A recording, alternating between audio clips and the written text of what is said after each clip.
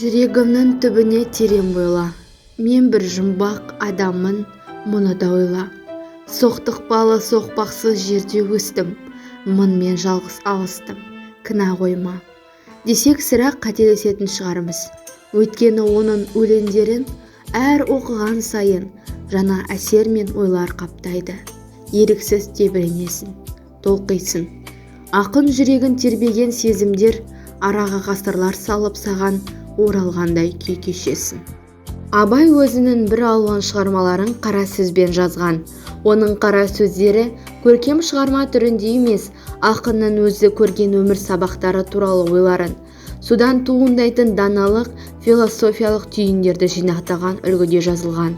Оның сөйлем құрылымы, сөз саптау өзгешеліктерінде де осы мақсатта туады. Көлемі шағын, мазмұны мағынасы ауқымды, терең болып келеді. Кейбіреулері сұрақ-жауап түрінде, өзімен өзі сырласу, оқырманмен кеңесу түрінде беріледі. Абай әлемі, оның өлеңдері мен қара сөздері бір халық қана, яғни қазақтың рухани жан дүниесінің сәулесі болған жоқ. Ол әлемдік деңгейде талданып, үлкен сұранысқа ие болған шығармалар жиынтығы. Себебі Абай әлемі кешегі парсы, араб, кейінгі орыс мәдениетімен ұштасып жатыр. Оған дананың өзі алған білімдері мен айтқан сөздері куә. Абай қазақтың ұлы ақыны, философы. Абайдың философиялық ой-пікірі 19 ғасырдың екінші жартысында қалыптасты. Абай әйгілі шығыс классиктері Фирдауси, Сағди, Ширази, Низами, Наваилардың шығармаларын және ислам философтарының көзқарастарын жетік білді. Сонымен бірге ежелгі гректің атақты классигі Аристотельдің философиялық шығармаларымен және Сократтың еңбектерімен толық танысты. Белинскийдің еңбектерін көп оқыды. Абайды дүниетану жолында өткен замандардың кемеңгер философтардың шығармаларын оқып, өз дәуірінің алдыңғы қатарлы ой-пікірін қорытып, оларды қазақ өміріндегі аса маңызды мәселелерді түсіндіруге қолданды. Осы кездегі қазақ қауымын толғандыратын басты құдірет, жан мен тән, өмір мен өлім туралы болса, солардың барлығына Абай алға басарлық тұрғыдан жауап беруге тырысты. Абай өлеңдері.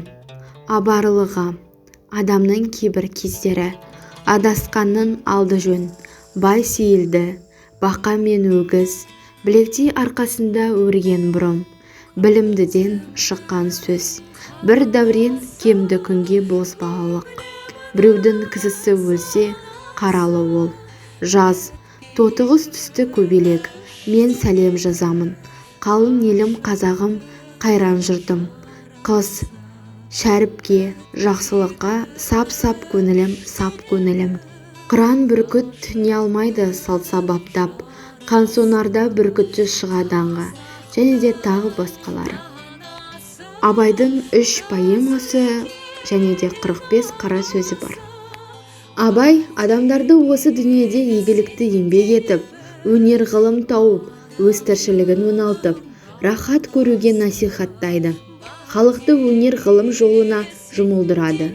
Ғылым таппай мақтанба, орын таппай баптанба, болмасанда ұқсап бақ, бір ғылымды көрсеңіз, ондай болмақ қайда деп айтпа ғылым сесеңіз дейді. Дүние бір алып құрылыс, оған әрбір адам өз үлесін қосу керек деп тұжырымдайды. Әсемпаз болма әрнеге, өнерпаз болсан арқалан, сен де бір кірпіш дүниеге, тетігін тапта бар қалан дейді. Абай ақыл парасатты дәріптеп, ғылым мен ағарту идеяларын насихаттады. Абайдың философиялық ой-пікірінің әлеуметтік маңызы мен алға басарлық мәні міне осында.